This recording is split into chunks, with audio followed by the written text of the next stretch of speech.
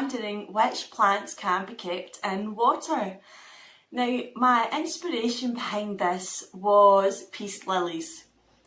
Peace lilies are notoriously difficult to keep alive. They are huge drama queens, even though they are sold in literally every supermarket, and they're probably one of the most common first plants that people would have.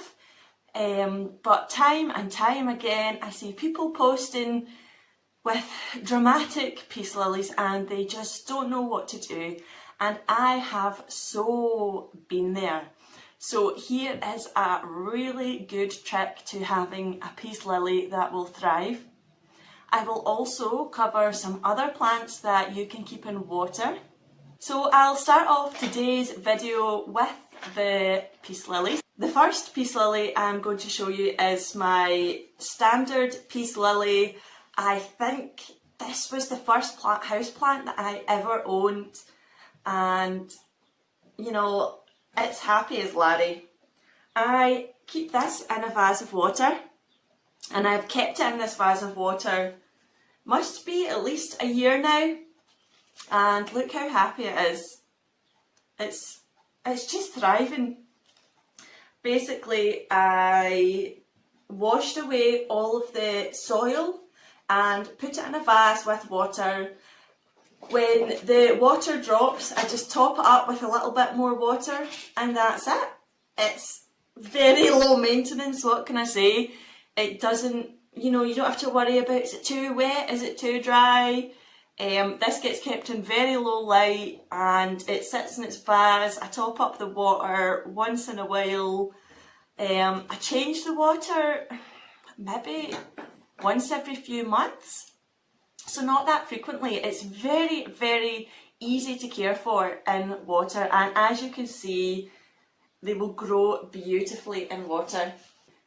The other peace lily I have is actually my sort of variegated one. It's called Silver Cupido. You can see the lovely pattern on the leaves there, and it has been in water for a few months.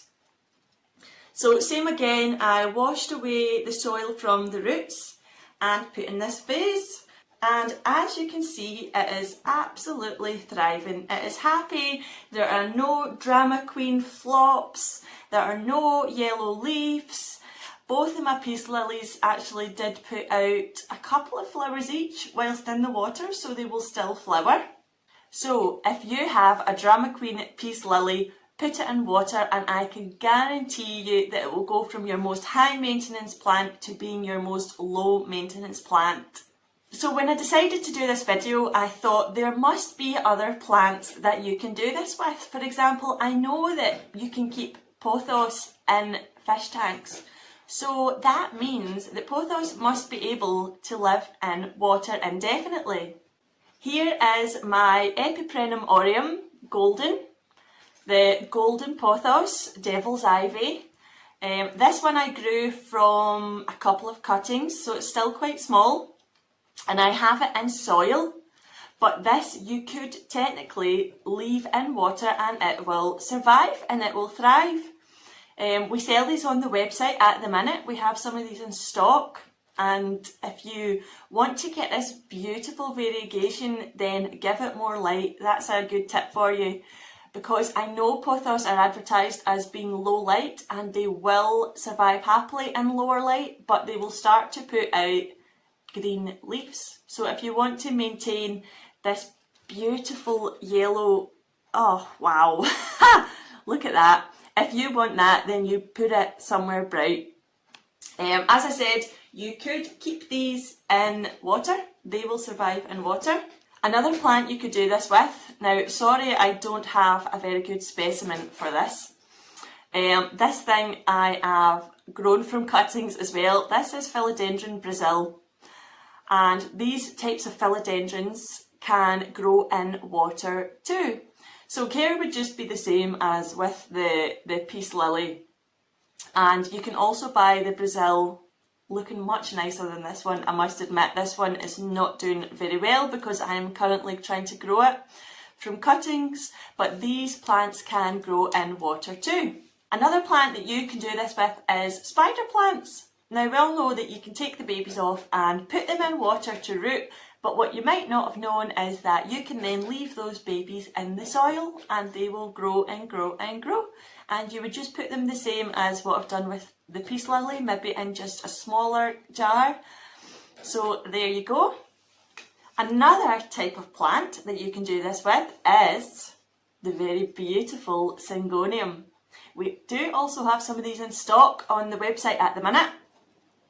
These beauties are quite easy care, I would say, but if you want it to be even easier to care for, you could wash away all the soil and keep it in a vase of water and it will grow quite happily like that.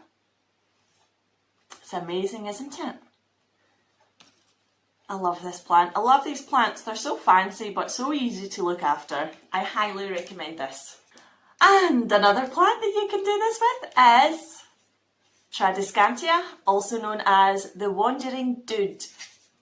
We have some of these beauties for sale on the website as well. This is Tradescantia mandula variegata, also known as tricolour.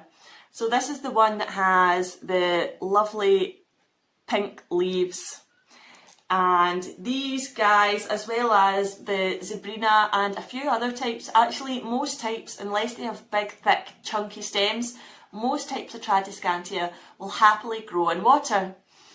I don't know if you've ever got a cutting of one of these guys and put it into water to root, and you'll notice that if you leave it there, it will just keep growing and growing and growing, but you'll put it into soil. You don't necessarily have to take it out of the water and put it into the soil. You could keep it growing happily in water. Just another couple of quick mentions. I don't own either of these plants at the minute, but they are available for sale on the website, and that is ivy and dracaena, also known as dragon tree. So these both are available on the website, and these are both plants that you can wash the soil off and keep happily in a vase of water. So there you have it, my rundown of plants that you can keep in water. I would highly recommend this if you are a person who struggles to get watering right. We all know that plants will rot if they get too much water, they'll go crispy if they don't get enough water, so putting them in straight water with no soil at all is a good way to go. A few notes I would say is just to make sure that you wash away all of the soil. Now you might not be able to do this at first, and that's okay. So if you wash off what you can and then put it in the vase, then a few days later you can get rid of the water, give it a wash again, and you'll be able to get rid of more soil because it will have loosened off by being in the water. You don't necessarily have to change the water all that often, but if you find that the water is looking a bit yucky, then definitely go ahead and change the water. Check the water level, top it up as necessary, make sure it's covering the roots, but you don't necessarily want too much of the stem or stalks in the water.